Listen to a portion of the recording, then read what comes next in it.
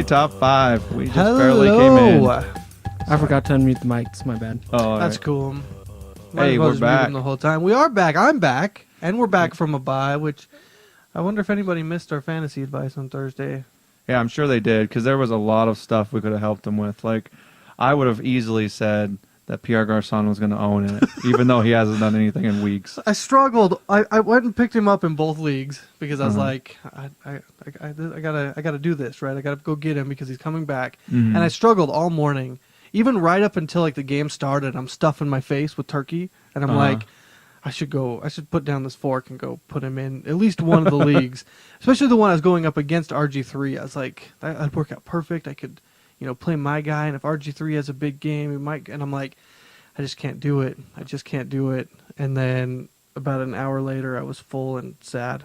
Yeah, that I was is really rough. full of all the food and sad that I didn't start him. Really plumb full of sadness. Yeah, and then later on in the week, I was like, you know what? I didn't make that play, and so I'm going to now put in Fred Jackson, even though he's not getting any play. He's in the backup role. They know C.J. Spiller is starting, but I'm like, I think Fred Jackson can get a touchdown. Some bold decisions. The Colts are giving up the second most touchdowns. They were giving up pretty much one every single game. They've given up 11 touchdowns before Sunday, and I was like, I had this feeling. It's the same feeling I had with Garçon, and I was apparently completely wrong on that one. So that's always that was a bad feeling on Jackson. I know, and I feel like a loser because of it. But no, we're back, and it should be good. Yeah, now that we're all back, we're at full strength, looking for a playoff berth. Yeah, except you're going to be gone.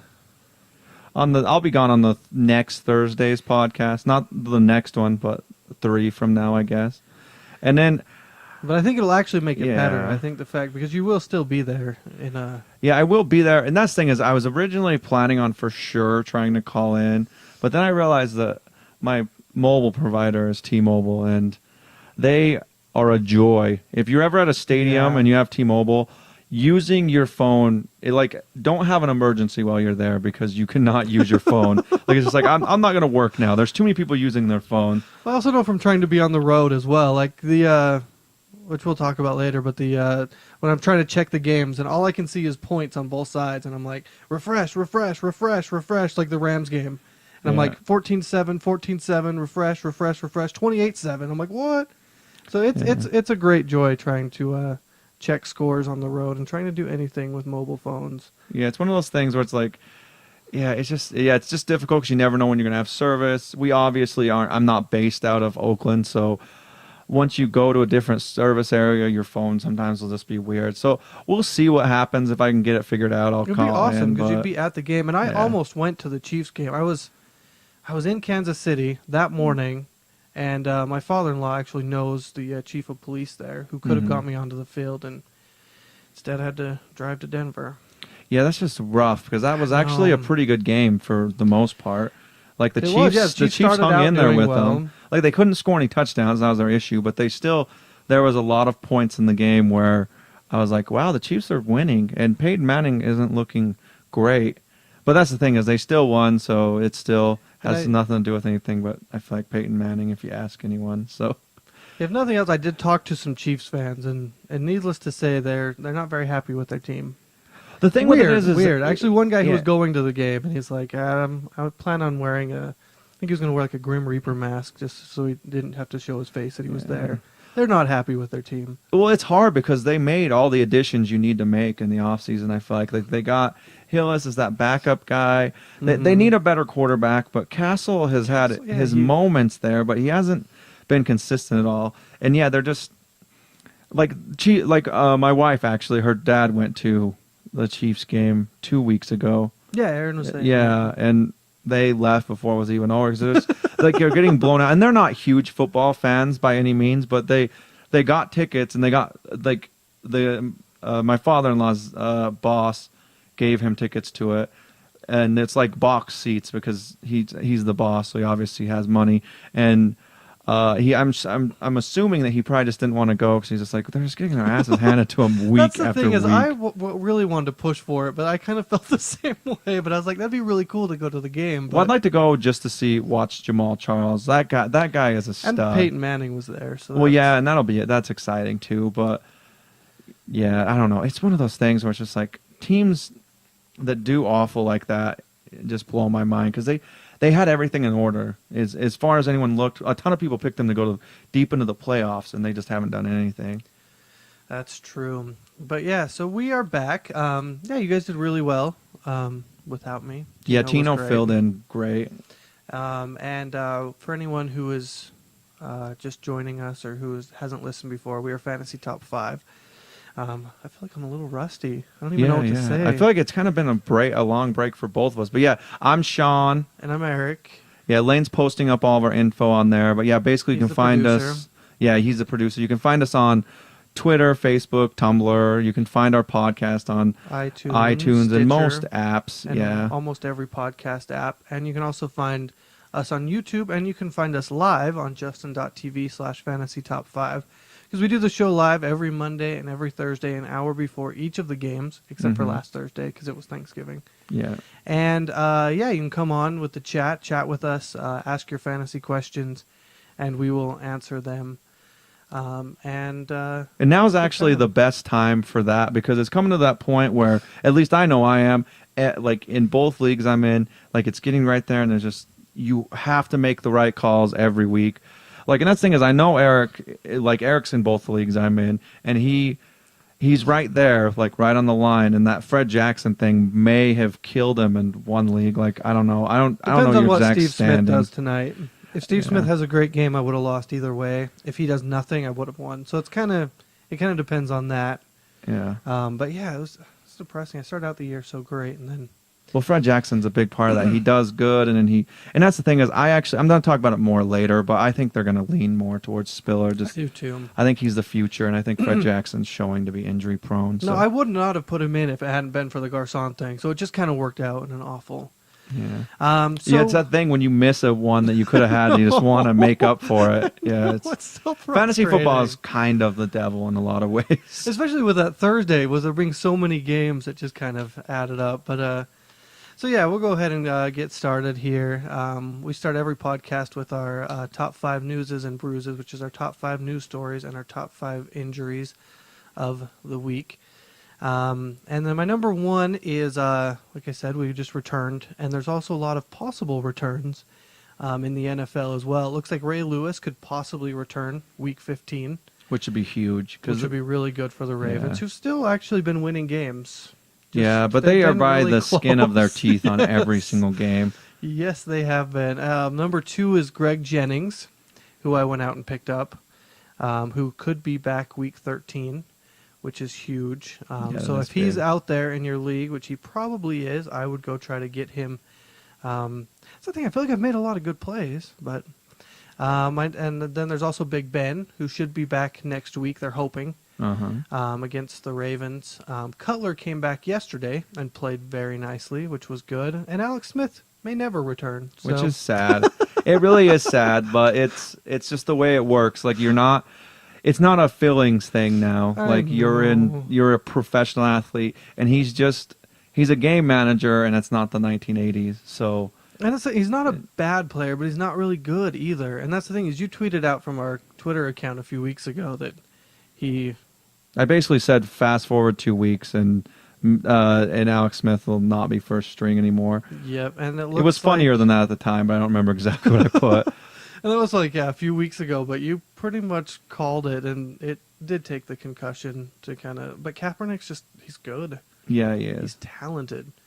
So, yeah, if you have Ben, that's probably good that he will be back soon. And that's good for any Steelers fan as well, because that loss to the Browns was not very good. Yeah, and that's the thing is the Ravens can't lose with all their efforts. They can't lose. Like they've had a few games where I'm like, they're really going to lose this, and then they manage to find a way to win. And the Bengals are definitely on the up. Like I think the Browns are on the up. and I said this A little bit before. slower, I think the Browns. I don't think have a shot at making the playoffs. No, they don't. But the Browns are looking better, and that will cause some trouble probably at the end of the season for some of these teams. But that's the thing too, is that the Bengals, I said at the beginning of the season, were the team that I thought would win the division, which I'm obviously probably wrong. They're three behind the Ravens now. I thought they but- would look a little bit better than yeah. they have this year. But But everything they've done has been because they're young. Yeah. So I think that they're bouncing back, and I honestly think if Big Ben misses another week, or even if he comes back and they're not able to win the Ravens, I think they have to win the Ravens this week, or They do. or the Steelers aren't even going to have a chance at making the playoffs. They do. This will be a huge game for them, and they need Yeah. Big Ben to come back for that. Yeah, so. and that's the thing, is a shaky AFC is all of a sudden showing some teams that are going to be 10-win teams and just make those wild card spots. So you can't lose very many more games if you're 6-5 or something like that. It's coming like they down are. to the end. Yeah. So number 2 news story that I put here is Thanksgiving Day thanks for every elite fantasy player that played on Thanksgiving. It seemed Yep. like every single player. Calvin Johnson had like almost 25 points. Andre Johnson had almost 25 points. Tony Romo had a huge game. Tom Brady had a huge game. RG3. RG3 looked Matt Stafford was like he wants to take over the world. Matt Stafford threw for over 400 yards and was perfect. Like, he's Had an a interception prone huge guy, game. and he didn't throw one. It was amazing to watch some of these guys, because you would think on a short week they'd have some trouble, but they all like just were insane. Arian Foster looked Arian amazing. Foster had a huge game. Forsett couldn't even get tackled when he tried to get tackled. Like, he would lay down and still he wouldn't be tackled. Like, it was crazy. Some of these players, what they did on Thanksgiving. And Alfred Morris. Garcon, who we talked Garcon about. had a huge game. It was just every single player. It was like every time I was like, nice, my guy's doing really good. Like, everybody who I was playing against also did well. So it kind of evened itself out. Like, Des Bryant, I don't think you said Des Bryant. That dude is all of a sudden everything everyone's talked about. Like, 3 weeks in a row, he's just been, like, not up here, but, like, clear up there. Like, he's been great lately. Yeah, and I didn't even think, with how good Washington did, I did not even think that anybody on the Cowboys had a good game. And then ended up Romo had a huge game. Yeah. And Des Bryant had a huge game. I think Miles Austin went out with an injury, didn't he? Yeah, he got hurt, and that's the thing, too, that sucks, is he didn't get any points. And that kills people. So that's maybe one. We found the one player, elite player, who did not have a huge game on Thanksgiving, but Yeah. quite crazy. My number 3 is a huge story. Both Seattle cornerbacks suspended for 4 games for performance-enhancing drugs, which is huge because Yeah. Sherman has been such a huge part of that team. And both those corners.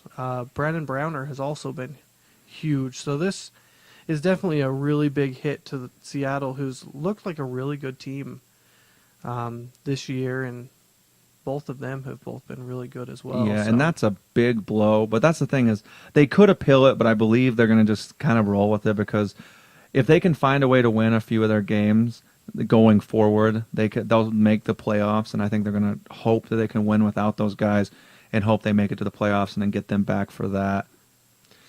Yeah, so that's definitely a big story. My number 4 is Ray Rice, which we've kind of talked about a little bit here and there. I would say has the play of the year, which I didn't get to see until just right before we started the podcast. The only thing I could see is on my phone when I'm looking at just the numbers, and they're down 3, with just a few minutes left in the game, 4th and 29, and I'm showing my wife, who's a Ravens fan. I'm like, I don't think they can do it. They're down. Yeah. They're down 3. They're either going to have to punt the ball back and hope that their defense can quickly get them off the field. I think there was like almost 3 minutes, 2 something.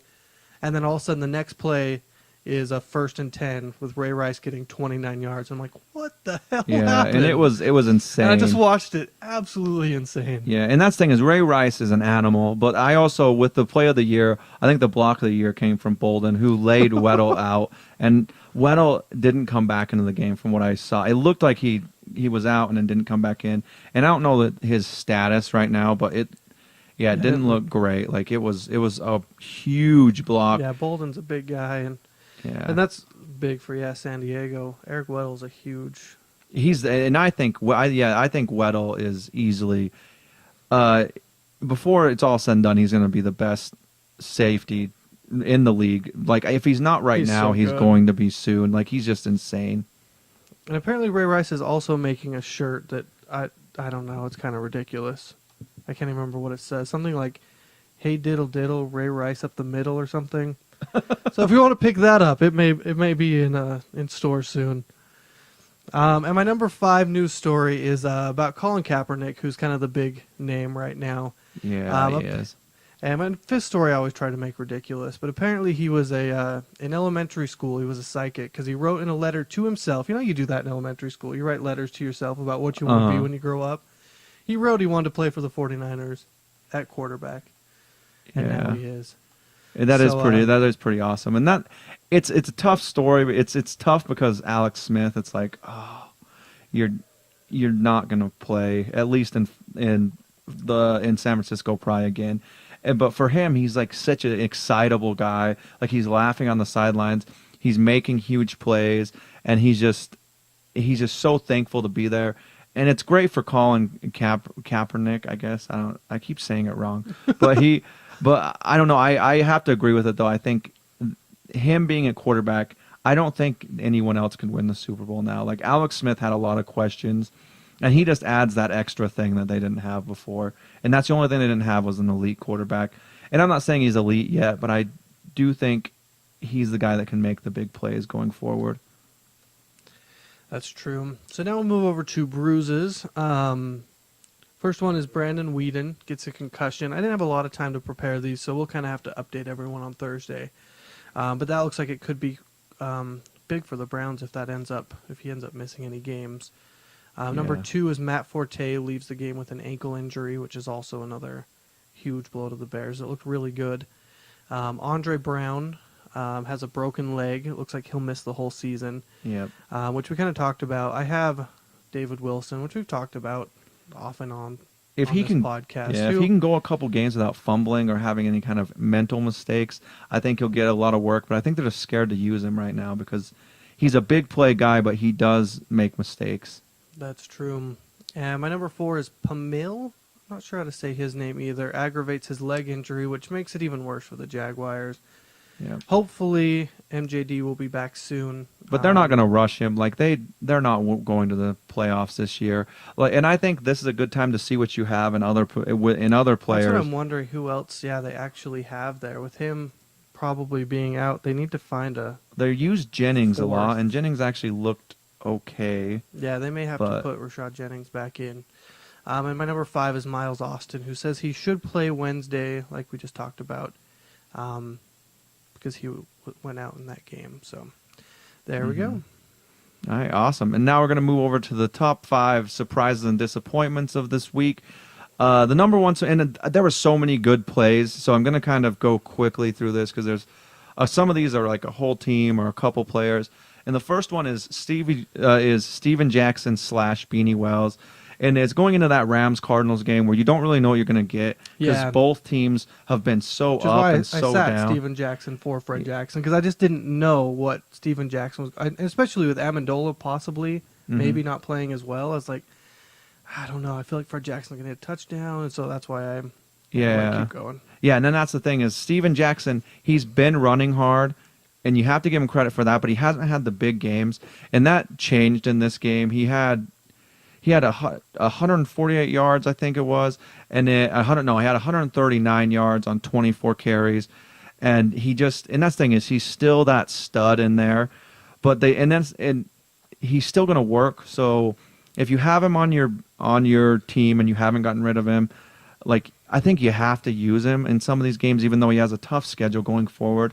But there's so many guys out there that are hurt and haven't been playing. Him in both. I don't know why I have kept him this long. I think it's because I'm a Rams fan. I kept wanting to drop him and couldn't. Hopefully that will pay off because he's actually played really well the last few weeks. Yeah, and then the other guy in that game was Beanie Wells, who a lot of people have been waiting on because they're like, he's going to be the guy once he's back. And that is true. He got way more than the majority of the carries in that game. They used like 4 other people, but they all each got like 2 or 3 carries each, nothing significant. And he's crazy. And that's the thing is a lot of people are high on him. He got some decent points, but he did get 2 touchdowns, and on his 17 carries, he only got 48 yards. So he didn't look spectacular. He just managed to get in the end zone those 2 times. And really, that's all that matters. But I don't think you can count on him getting 2 touchdowns every week. So, and he's in that tough division where everyone's good against the run. So I don't know what to do going forward. Because Stevens Howling, he the week before had a 22-point fantasy game in our league. Yeah. And so it was really crazy to see how good Steven Talling did, because we both said that he should probably do pretty good, because this is kind of, he's kind of playing for Beanie Wells should be back, and we both said he should do really good, and he did. He actually had a really good game, and so I didn't think that they were going to give Beanie Wells the carries that they did. I thought they were going to give him work, but I didn't think they were going to just... Yeah, I didn't Howling's either. got nothing. And I'm like, that's kind of crazy considering the guy came in and he was one of the high points of your offense this last few weeks. But it is what it is. They obviously want Beanie Wells to be their guy, so he is. So if you're able to get him, that's awesome. And then my second surprise of the week is a guy that we kind of talked about a little bit, which is Matt Stafford, who came in and had an almost perfect game against the Texans on Thanksgiving Day. Like I said, he threw for 441 yards, 2 touchdowns, and he had no interceptions. And that's the thing I want to emphasize is he always has interceptions. That's kind of his thing. Yeah. And then he bounces back and does well. But he looked flawless in this game. And then they still weren't able to win it with reasons like we talked about, like the bad call for Forsett when he was down and they didn't blow the whistle and all that. But now that I feel like they're basically out of playoff contention, I think as long as Johnson doesn't get hurt at all, it is definitely good for Stafford and Johnson in the sense that they have got their connection back. Johnson looked insane in that game. Like, he basically caught a touchdown, taking it away from the defender because it was thrown a little bit low, and he reached up and pulled it out of his hands. And that's the plays Johnson can make. And it seems like they're just letting him go out there and make the plays now. They're not confusing it. So it seemed like they had a lot of weird routes made up for him. You should have done this the whole time. Yeah, because that's what he is. He's just an animal out there, and he goes out there. And, yeah, it looks really good for him. But my worry with Johnson is if they lose even another game, I think they might even be out now. But if they lose another game, if his injuries keep getting aggravated, they might pull him just because obviously they're going to think of the long term with how much money they've paid him and all the potential they have on the team. 'Cause that defense has looked good lately. Mm-hmm. Then I think that's the only worry. Other than that, they've looked great the last few weeks together. Johnson, I think, has got 20 points through all 3 of the last 3 games. Yeah, it has been so nice for any of those Calvin Johnson owners like me that have just been struggling. Yeah, and For them to finally come back and have those 20-point games, and just over and over again. It's been... Yeah, and if Stafford can play like this, I liked Stafford going into it, but you know he's going to make the mistakes. But if he can keep playing like this, they're going to put up big numbers. And yeah, they're 4-7 right now, so they could still be 9-7. But that, even with that, like the NFC is so strong. Yeah, that's probably... Yeah, that's going to be hard. But I still think they feel like they can do it, and so it'd be nice to see them continue doing as well as they have. And then my third surprise of the week was Mohamed Sanu, who had 5 catches for 29 yards and 2 touchdowns against the Raiders on Sunday. And the crazy thing is that's 4 touchdowns in 3 games that Sanu's got. Mm-hmm. And he seems to be getting more and more looks from Dalton. Yeah, Dalton's looking for him. Yeah, and that's the big thing. A lot of this I think is because Hawkins has been out. And they say Hawkins' injury isn't significant. So when he comes back, it'll be interesting to see what happens. But like Eric said, like I think Andy Dalton has built some sort of rapport with him going forward. And the plus side with Sanu is he doesn't look like what Hawkins is. Hawkins is like a Torrey Smith or like a Randall Cobb type guy where they pass it to him short. They do kinds of crazy reverses with him and stuff. They like getting him the ball. But Sanu seems like he's a short yard. If they're in the red zone, throw it up to him kind of guy. So it could not affect him at all. It just depends. The main thing is which guys you can't have all your guys on the field at all the time. And they're still going to look for AJ Green a lot. But their offense, with the way they've looked lately, they seem like they're just going more and more towards this high-scoring offense. And I don't know. So it's one of those things that maybe you pick him up and see what he does going forward. Because there's a lot of wide receivers out there that are letting people down. And Austin, who knows when he'll be back. Like, it's all these things. Like, he said he's going to play, but everyone says they're going to play. So yeah, I would pick him up if you need a guy because he's looked good. And then my 4th surprise of the week is another guy that I would pick up if you can, which is Michael Bush, who finally seems like he's going to get a decent amount of work. He had 21 carries for 60 yards and 2 touchdowns. Depending on how long Forte's out, yeah. Yeah, and that's the thing is I do think Forte misses at least a game, if not 2. He keeps getting these ankle injuries. Yeah. And the main reason I think he'll miss a couple games is I think that the Bears are assuming they can make the playoffs. And they've been able to run with multiple guys, and they've also got their passing game going with Marshall being there. So I think they try to hold out Forte until he's 100%. So he'll be basically 100% going into January, because I do think that at least they would have to be thinking about the playoffs. They are the number one NFC North team right now. So if you have a chance to get Michael Bush, or you've had him on your team and you've kept him this long, you might be able to get some use out of him going forward. All right, and then the fifth surprise of the week was the Giants offense, who Eric has an interesting theory on this, which It's is... true.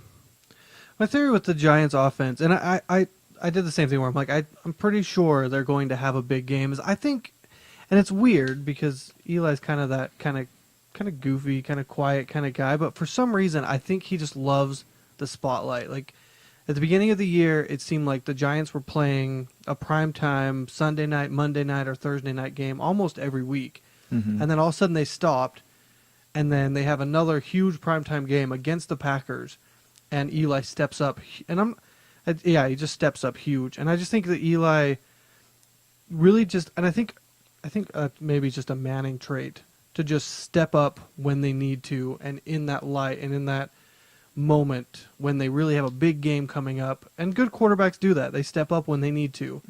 But it seems like maybe Eli just took a few games off. Maybe. And that's the thing is he said that he had a dead arm or something. But no matter what, he definitely looked back. That whole team did. He had 249 yards passing and 3 touchdowns and no interceptions, which was huge because lately he's been only throwing interceptions.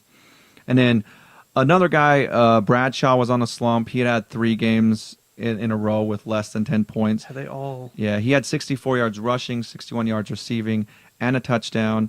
And then the person I think's the biggest deal right now is Akeem Nicks, who I know at least everyone I know that has him has kept him on their team because so much potential.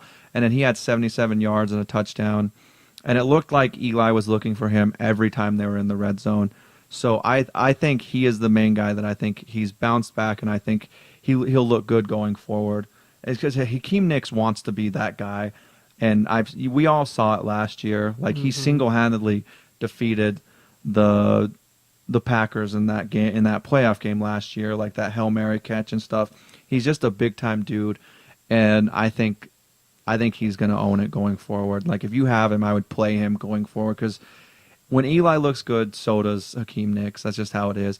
Yeah, and their next game is Monday night against the Redskins. It's another Monday night game. That is going to be so good. And I think it will be so much offense. That will just be so. If you own pretty much anybody from either team, Garcon, Alfred Morris, RG3, Hakeem Nicks, Bradshaw, Eli, any of them, yeah, I would go ahead and play him because I think Eli will step up huge. And RG3 doesn't stop stepping up. It doesn't matter who. Yeah, like Dallas Cowboys defense, good corners. Doesn't matter. And it'll be awesome to see what happens in this game because last time they played the Giants do have a great defensive line, who I didn't really talk about a lot in this because they've been the thing that hasn't like dropped off really. So, but they had Rodgers on the run all night, and I think it'll be interesting to see if the Redskins learned anything from their first meeting with them that RG3 can work around to basically find a way to win them because they shut him down last time. But he looks better every week. Every time I watch him play, he looks better. So yeah.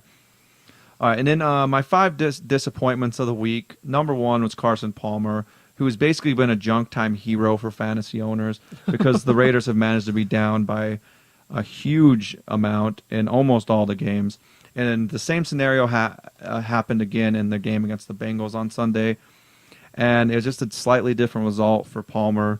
He only had 146 yards passing, 1 touchdown and 1 interception. So he killed some people in fantasy this week. He killed Eric in 2 leagues where Eric picked up Brandon Myers. And Brandon Myers, I don't know exactly what he did, but he didn't do a lot. He got like 3 points, which I really thought he was going to have a good game against Cincinnati, which I think they give up the 5th or 6th most points to tight ends. And with how good Brandon Myers has been and how good, like Carson Palmer, even if it's junk time, they still have been a really good team fantasy-wise. So. Yeah, and Palmer, I think this is kind of a fluke game. I think he will bounce back because their last 5 games are not. They don't have the hardest schedule in the world. They go up against the Browns. Denver's the tough game, and then they have the Chiefs, the Panthers, and the Chargers. And I think that he can still get some good points against them as long as he's in there. I think he'll be doing well.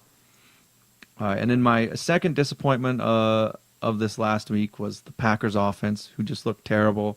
Like I talked about, Rodgers was on the run as soon as he got the ball every single play. And the only guy who even had a decent game was Jordy Nelson, who had 71 yards and a touchdown. But he only had 2 catches, and one of those was 61 yards for the touchdown on a broken play.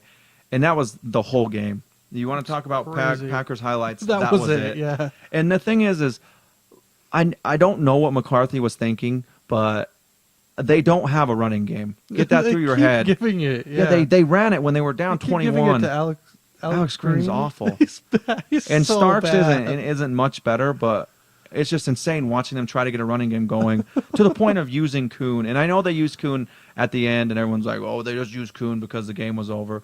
The game wouldn't have been over if they would have just passed it. On 2nd and 20, they ran it on the one. And my little brother, Colin, is a huge Packers guy. He's like, what the hell are you doing? Like, it blew my mind to watch the Packers perform that badly. And the theory is well, if you run it, they're going to have to respect the run. It's like, no.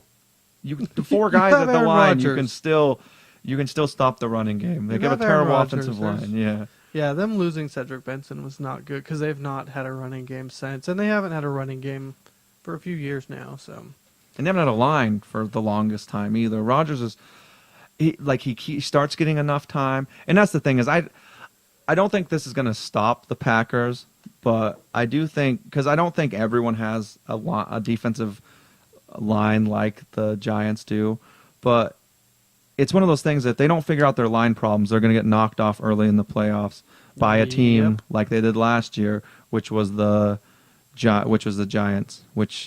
Obviously the Giants still have what it takes to basically walk all over the Packers. So figure out your offensive line. Like there's really nothing else to say about it. They have the weapons, even without Jennings. I think they have the weapons that they should do better than that. And Jennings should be back soon. So.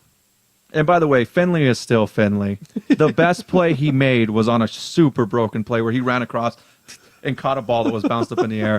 He's still terrible. He still dropped passes in that game. Don't let him confuse you with the game he had last week. Like, don't pick him up. He's awful. And all right, but we'll move over to my third, probably the most disappointing for me because I keep thinking they're going to do good and figure something out, and then they do awful, which was the Steelers, who basically every time their running backs had the ball, they handed it to the Cleveland Browns. They went through their line of running backs and like, all right, you fumbled, you're not playing. You fumbled, you're not playing. You fumbled, you're not playing. And they repeated that. Like, it got that bad that all they did was fumble. And that's the thing is... Yeah, what happened to Mendenhall? All I know is he got me a negative 1.4 points, and I have no idea why. Yeah, Dwyer did nothing. Rainey did nothing. So frustrating. All of them just fumbled like crazy. And the receivers aren't doing anything. Like, they are simply that team that if you have a question of who the MVP of the league is, look no further than Ben Roethlisberger. Obviously, that team is a wreck without him. Like, they have done nothing. The Ravens... basically, here's what happened. The Ravens won them last week in a game where the only touchdown scored by the Ravens was on a punt or kick return. I can't remember which one it was, by Jacoby Jones. Yeah.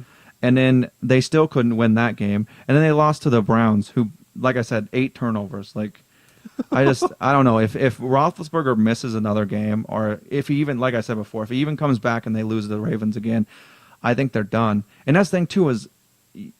From what I heard, the injury that Roethlisberger has, they can't just rush him back from. Mm-hmm. So, but then they keep saying that he may come back for this game, but he is that guy who recovers like crazy. Yeah, but I thought Charlie Batch would do a lot better than that. I did not expect that, and I also didn't expect Leftwich to play as bad. It's kind of weird.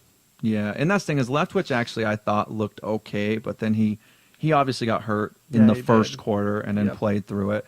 But for the fourth disappointment of the week, Fred Jackson, we already kind of talked about. He had 6 rushes for 16 yards and 1 catch for 8 yards. And basically, yeah, he only got 7 touches in the game, and he looked bad. And then it looks like the main thing with him is the main thing with a lot of running backs is they need to get work to have those broken plays where they have a huge one. And it looks like they're gonna go with C.J. Spiller. Yeah. Like I wouldn't be surprised it's the Bills still. I wouldn't be surprised if they go with Jackson, but they're looking more and more like they're not even close to a playoff team.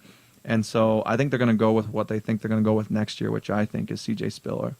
Yeah, then that's the thing is that earlier in the year I was really high on him just because they talked about, he's the heart of the team and he's the guy and all that. And then with the injuries and everything else. And then still, I didn't think he was going to have a lot of yards. I thought he was going to have a touchdown. Like I said, the Colts give up the second most touchdowns to running backs. They're not good against the run anyway. I think they give up the 7th most fantasy points in general.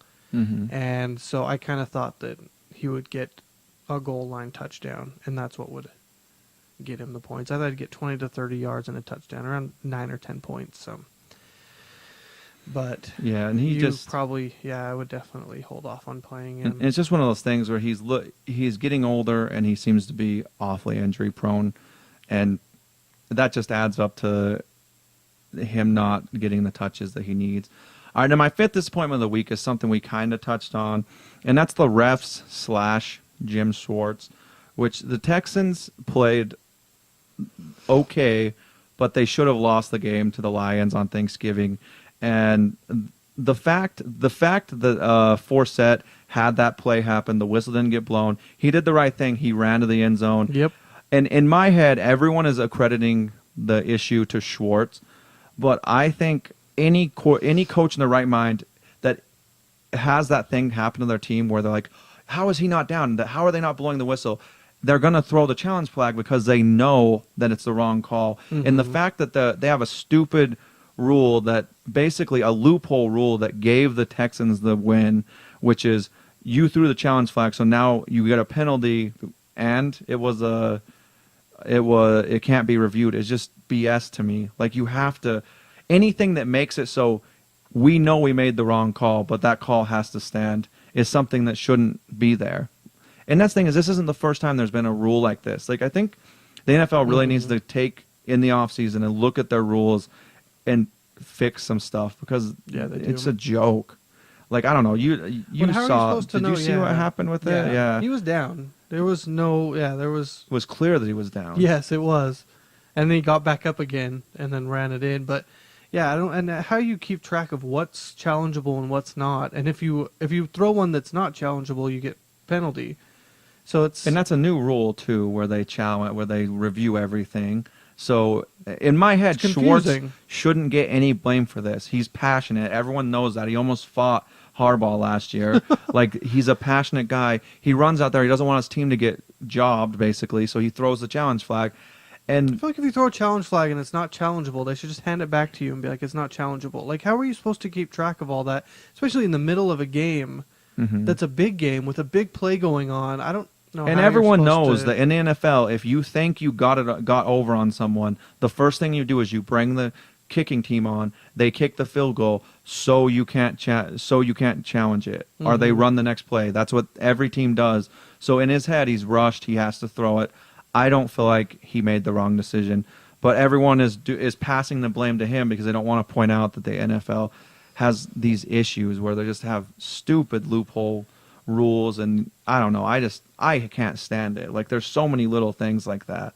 They're just like, really? There's a lot of, if this is only in the case, if this is the case, and if not, then it's this. It's like, how are you supposed to keep track of all that? And another thing with it is, the main reason that bothers me so much is the Lions looked great in this game. This is the best game they've played all season, in my opinion. And then basically this changes their season. If they win that, the Packers lost their last game.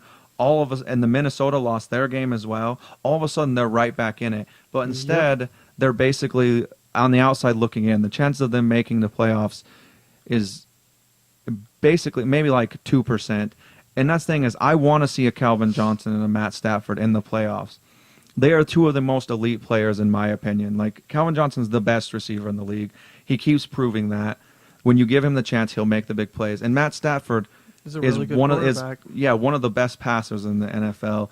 And to see him get screwed over like that, it just bothers me. And to see people push the focus to Ndamukong Suh and did he kick someone? It's like, really? Like, I saw the play. If he did, it was very slight. Like, I don't know. I get upset about stuff like this because I want to see the right calls being made, basically. And I don't think that's too much to ask. Like, all the technology they have. Yeah, with everything now, replays and all that. But that's the thing is they're almost, like you said, they're almost making it more confusing with all the things that they're doing. Because how are you supposed to keep track of what's automatically reviewable, what's not, and everything else? Yeah. So we'll move over to our third segment, which is pickups, put downs, and watchovers, which are the waiver wire pickups, the players you should put down, which is either drop, bench, or trade, and the players you should watch over and maybe keep an eye on just to see if you should pick them up, and maybe pick them up if you need them. So my number one pickup, I think, is obvious. Obviously, it's going to be Colin Kaepernick, who looks like he's going to be starting. He's still available way more than you would think. 36% availability, which I was expecting to look at that and have it be in the at least 60s, maybe even 70s or 80s, and it's only 36%. So definitely pick him up. Everyone knew he was going to have a really good game. That's why I kind of thought he'd be higher. I thought people would have picked him up if they really needed him. Yeah, I actually picked him up in both leagues I'm in. Especially for any Big Ben owners or Vic owners or Alex Smith owners in deep leagues.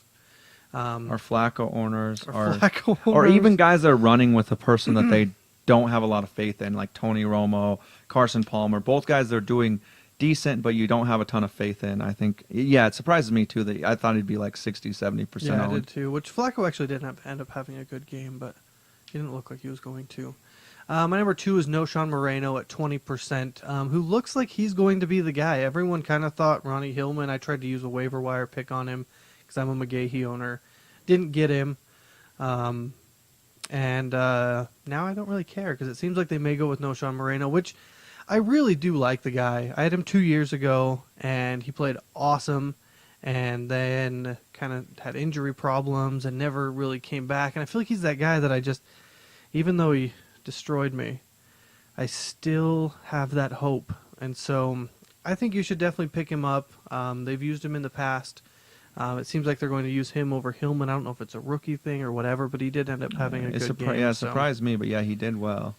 My number three is Cecil Shorts, which I think should be higher than 60%. I think he should be 100% owned. The guy is absolutely incredible. Henny is throwing down the field more, which is only better for Shorts because that's what he is. Yeah, and we've talked about him like 6 or 7 times now. Like he did really good at the beginning. He had a couple of games where he was just okay. It'd be the huge or low. That's what he'd either have a 20-point game or he'd have like a 5-point game, and so it's kind of iffy on whether you should play him or not. But now he's getting more consistent, like 12 to 15-point games, and then some that are more.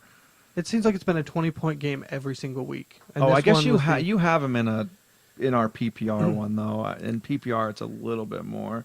I do, yeah. I own him. But either way, he's getting good points in either league. Like he's how many guys are that consistent? Like I think he's been, and especially great. With Chad Henne, who is definitely looks like he's the better quarterback than Gabbert. It just looks like.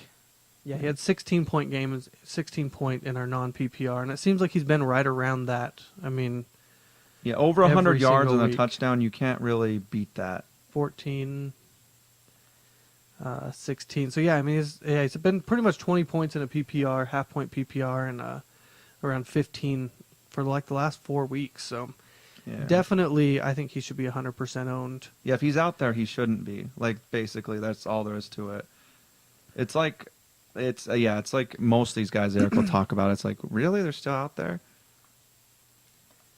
And my number 4 is Chris Givens. 8% owned. Definitely you should own him. It looks like Bradford is definitely going down the field to him. He's getting a touchdown quite regularly.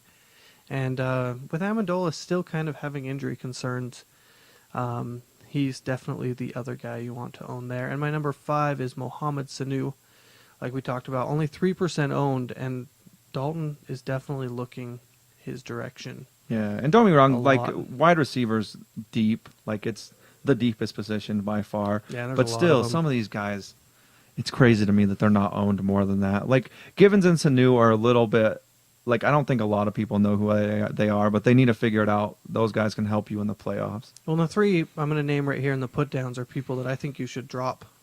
I would drop at least 2 of them for these guys. My number 1 is Larry Fitzgerald, who's 99% owned. He really has not been. I mean, you can't trust him, and a lot of people have held out on him. I would have as well, but I think it's finally reached the point this late in the year that, especially with the emergence of their new rookie quarterback Lindsey, who looks awful, Mm-hmm. and everything else, with the quarterback situation there and everything else, at this point I would drop him. If you could get Cecil Shorts for Larry Fitzgerald, I would do it in a heartbeat. My number 2 is Brandon Lloyd, who's 89% owned. And he has been terrible. I've kept him, and there's another one I've kept all year, and I'm finally to the point where I'm like, I just can't do it. You have to get rid of him, especially we talked about the Thanksgiving elite players, every one of them having huge games, and Brandon Lloyd puts up 4 points. Yeah. You can't do it anymore. He's not trusted. You can't go towards him, and I would, definitely. There's a lot of players so I'm going to try to drop him as well. So my number 3 is Dwayne Bowe. This one's a little bit kind of iffy. 92% owned. It's another one, kind of like the Cardinals, a bad team who's just not looking that good. I think you could probably still trade him and get something for him. He's a bad guy, though, I think. Like, he has been trying to get traded out of there, and I just think Dwayne Bowe is a joke. But that's the thing, too, I is agree. every once in a while he finds himself so open that he gets a junk time So touchdown. you may find someone who want him. So I would say Larry Fitzgerald and Lloyd just drop, and this is the guy that I would drop him as well, but you may be able to get something for Dwayne Bowe. Yeah. My number 4 is Ronnie Hillman. It's kind of early. We still don't know for sure if Sean Moreno's going to do it, but I kind of just wanted to tell everyone, just bench him. He's 55% owned. I think a lot of people thought he was going to be better than he is.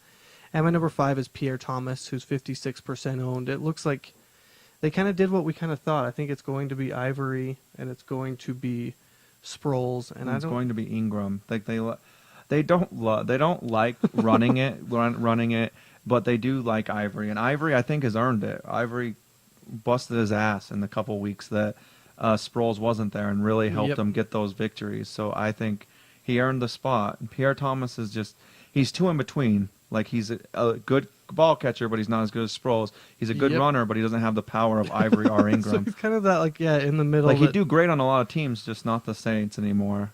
Like, and it's sad, but.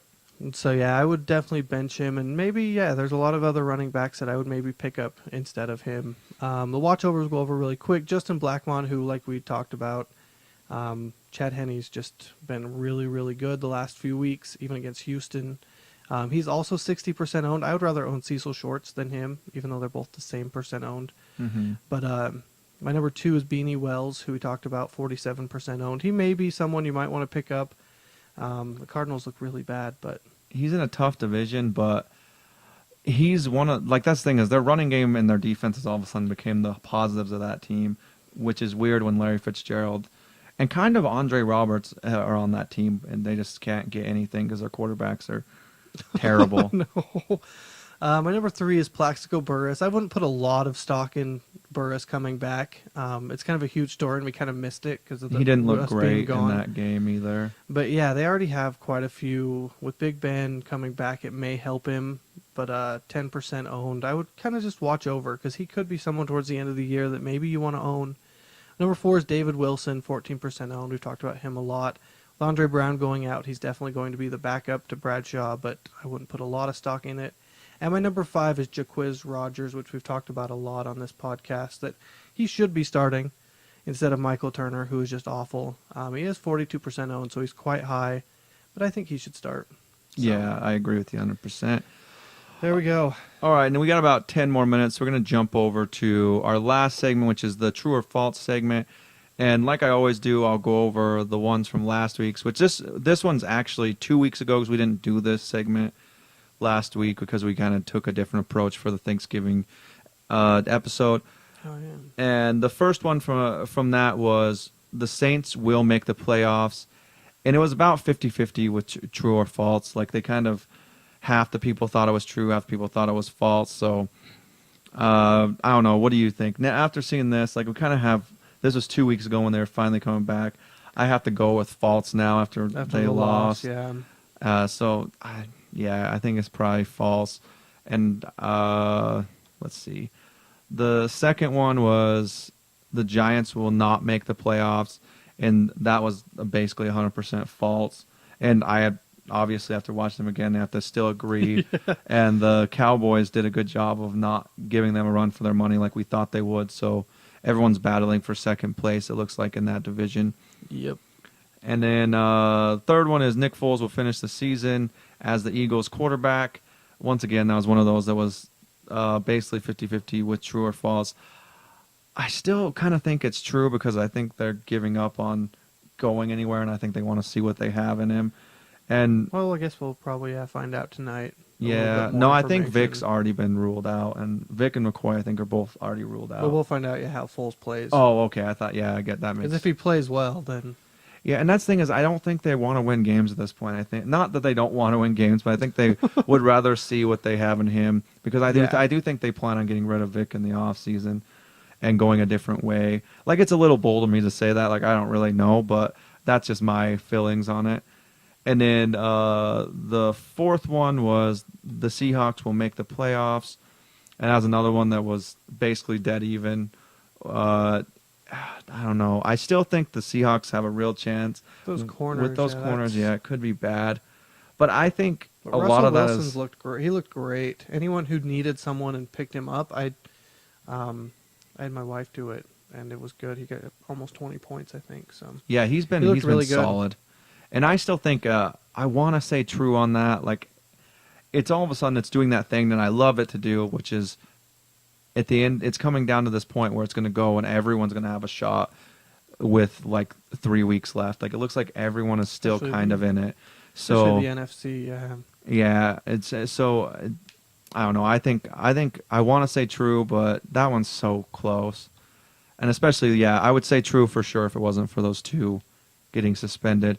And then the last one was Norv Turner will not be the Chargers coach next season. And basically it was 100% true. And I think that's everyone's feeling. So if the Chargers are still the Chargers, I think that they'll go in and be like, well, we give him another shot. 5 years in a row, he should have been fired. Let's give him another shot. But no, I think true. I think they will switch it up. I would look for, there's going to be a ton of people there's a ton of teams that were up here that all of a sudden are going to be firing people in this offseason. So I think they'll definitely have a different look going into next season. All right, and then this week's, the ones that we have are, we'll start it off with one we've talked about, which is Colin Kaepernick is the best option at quarterback for the 49ers going forward. How do you feel about it? I think that is very true. I think Alex Smith is from Utah. I feel like a lot of people like him, but at the same time, I think Kaepernick's, especially yesterday against the Saints, and just in general, he's just looked like such the better quarterback than Alex Smith. So I have to agree with you 100% on that. Like, I've liked Kaepernick, and like I said, we talked about the tweet I sent out. Like, I just thought Kaepernick was going to take over because Alex Smith has these issues. Like, he isn't always the best decision maker, and as soon as Harbaugh cuts him loose, he makes mistakes. If Harbaugh keeps him in this little box, he does all right. But when he has to give him more, basically more of a leash, he takes it and he just makes bad decisions. I always felt like he was a good quarterback, and he is. He's not a bad quarterback. He's not bad. He would really help out Arizona. Yes, he's good. Or he's just the Jets. Not no, great. I don't know. I still think, even though Sanchez is an idiot at times. Which we didn't even talk about that fumble. Oh my God. I think that should have been my fifth story instead. If anybody who hasn't seen that, just Google it, because Sanchez runs into his own teammates' ass, and then fumbles the ball, and they run it back for a touchdown. It's hilarious. Yeah. It is good times to be had. Google that and watch it, along with the Ray Rice 29-yard 4th and 29 play. Mm-hmm. Google both of those immediately. All right, and then it was hilarious. All right, but then the second one was the Steelers will make the playoffs. True or false? I I honestly, I hate to say it, but I think it's false. They're playing the Ravens at home in Baltimore this week, and I think the Ravens do a lot better in Baltimore. I'd like to see the Steelers upset them and make it a little bit closer of a division, but I just don't see it happening. I think the Bengals are on the up, and I don't know. I just think the Steelers have too many issues at this point. I have a hard time not saying that the Steelers are having a hard time saying the Steelers are not going to go to the playoffs. Yeah, well, it's 6-5. Like it's And with the AFC, they're not.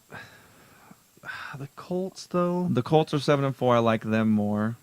And what is this thing? Get this out of here. The Dolphins are also. Oh, why is it doing? The Dolphins. Dolphins are, I think, 5 and. They're either 5 and. Yeah, they're 5 and 6. tell. I think. It's a big thing in the way. So they're 5 and 6. I feel like I have to say the Steelers are going to go over the Dolphins. I think the Colts will definitely make it. I don't think anybody but the Broncos will come out of the AFC West. I think they're still a wild card. All right, and that goes kind of into my next one, which was the Bengals will make the playoffs, and I actually think the Bengals are going to take that wild card spot. I guess I have to say false if I said true on the other one. So. Yeah, and I think that, I just think that the Bengals are taking that step, like I've kind of talked about, and I don't know, I just think they look like they're getting better, and the Steelers look like they're getting worse, and so I think the Bengals will make it over the Steelers. But I do agree with you. I think it'll be one of those two teams will probably end up having a better record than the Dolphins. And then I don't know what the Dolphins' schedule looks like, so it's possible. Yeah, I need my phone for this next one. The nice thing is the AFC is wide open for a lot of teams. Yeah, unlike the NFC. And then the next one, we'll do my fifth one first, and I'll do this one next so I can pull this up. My fifth one is the Packers will make the playoffs. And the Packers, I think that kind of, if you've watched the Packers at all the last few years, it's like, yeah, you're kind of just saying things at this point, like obviously. But the Packers losing last night kind of puts them in this weird spot. Like we talked about, the Seahawks are 6-5, the Tampa Bay Buccaneers are 6-5, Mm-hmm. the Minnesota Vikings are 6-5, but the Redskins are 5-6, and the Cowboys are 5-6. If Green Bay's line can't do anything more than what they did against the Giants on Sunday night, I think the Bears will win their next meeting with the Packers, and then at that point, I think the Bears will obviously have that division. So then I think the Packers aren't going to be able to do much at that point. So I'm going to say false, and that's just because of that game last night. I think is maybe skewing it for me, but that's what I'm saying. What do you think, Eric? Yeah, I agree. I have such a hard time saying the Packers aren't going to make the playoffs, but the NFC is so open right now that making a prediction is really almost kind of pointless, even though it's towards the end of the year. I'm going to say they make it. Yeah, and all right. Even though, it's so wide open. But I have a hard time saying that they won't, but that's the thing is it's just, I don't know, like they have all that talent, and to see people figure them out, like the Giants have obviously figured them out. The team that won them in the playoffs last year was the Giants, and then the team that won them just last night and made them look ridiculous was the Giants. And I think people can pick up on that. But that's crazy. my last one was the Vikings will finish the season below 500. And a lot of people are probably like, you're kind of being hard on them, aren't you? Because they're 6-5 right now. So that means they have to win. Yeah, that means they have to lose 4 of their last 5 games. But let me take a quick second to tell you what their schedule is. They play Green Bay next week. I think Green Bay will win that. They play the Bears the week after that. We saw what the Bears did to them last night. They play the Rams. The Rams will either come and destroy them or they'll get their asses handed to them. That's how they play. And then they play the Texans in Week 16, which the only hope for them there is that the Texans have it sealed up so they don't have to play any of their players and let them rest. And then they play Green Bay again in Week 17. So they have got one of the toughest schedules going forward. Yeah. I think they will finish the season below 500. I think it was a great story. I think they had a lot of positives. I think Peterson's looked awesome, but I don't think they'll make it. What do you think? I think Ponder looks good. I think Ponder could be the quarterback. I think, if nothing else, this was at least a good year for him. Mm. But yeah, with that schedule, I'm going to have to say no as well. All right, yeah, and we will get those up for you on the website so you can vote on those. FantasyTop5.com, spelled Yeah. out FIVE. Yeah, and make sure to send us your questions. We're excited to be back. We're ready to answer some questions. We're ready to help you win and get a spot in your fantasy playoffs. Yeah, tweet at us. Everything's Fantasy Top 5 spelled out. So find us on Twitter at Fantasy Top 5 and send us some questions. Yeah, we'll be back here Thursday, an hour before kickoff. We So will. come and we'll answer your questions live. Thanks for joining us. Thank you. I'm Sean. And I'm Eric. Peace. See ya.